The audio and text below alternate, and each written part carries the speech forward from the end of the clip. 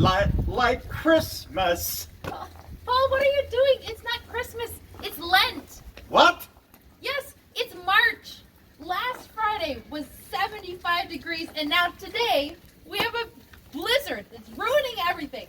I hate this snow. Can we go inside? Yeah, let's go talk about it.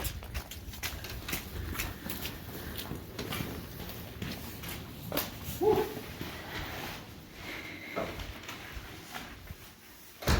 That was snowy. So what's the problem, Pastor Nissa? I mean, just the snow is so annoying.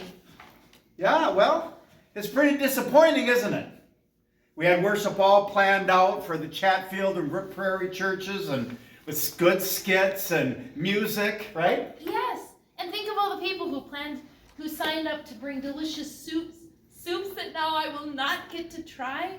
I mean, so many people put in all that work, and for what? Yep. And it's also pretty frustrating when I try to do everything right, and then circumstances beyond my control seem like they ruin everything, and they don't work out.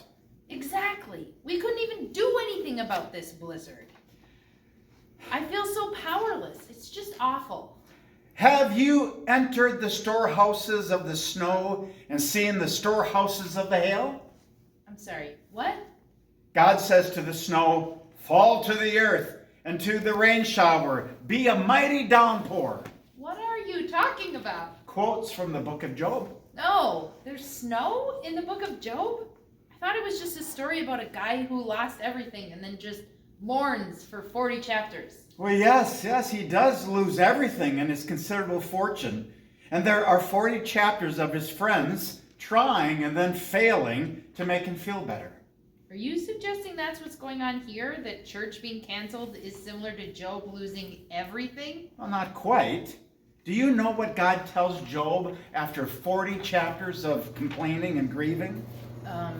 Get over it? Oh, no. God takes him like on a tour of creation. Shows him the storehouses of snow and hail. Shows how the ocean goes beyond the shore and no farther. Challenges Job to count the stars. Why would God do that? To show how humans are so small in the grand scheme of creation. And to show Job that God is in control. And humans trying to control all of life is pointless. Because, for example, we can't control the weather. Yes, exactly, right? Sometimes we feel broken by circumstances that we encounter, but God is still with us in those encounters, in those moments. God is still bigger and stronger than everything we face in life. So, I suppose I should just try to let go of frustration over the snow and try to see where God is in the midst of it. Well, yes. Now, you can still be frustrated, but also maybe notice how we are considered to be in a moderate drought right now. And the moisture is good for, like, our lives in the fields. Or look at how excited people with snowmobiles might get when they finally can get outside in the snow. I suppose my kids will be pretty excited to go sledding today. You know, Pastor Nissa, even when we feel broken by circumstances beyond our control, God shows up in the midst of them to remind us that we are still loved. You know, one of my favorite verses in the Bible is Romans 8:28.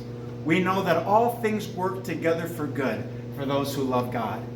You know, I like it because it reminds me not to label circumstances as bad, but rather trust God that He can really work in those circumstances for our growth and to bless people.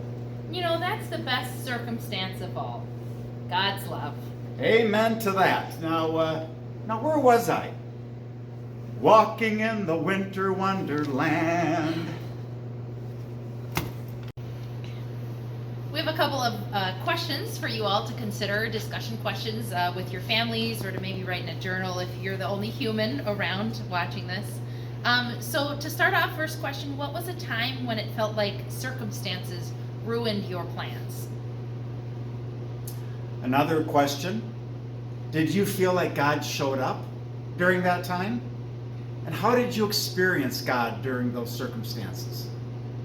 And what is a part of life where letting go of trying to be in control could help you pay attention to where God is in control? Snowball fight! Oh boy.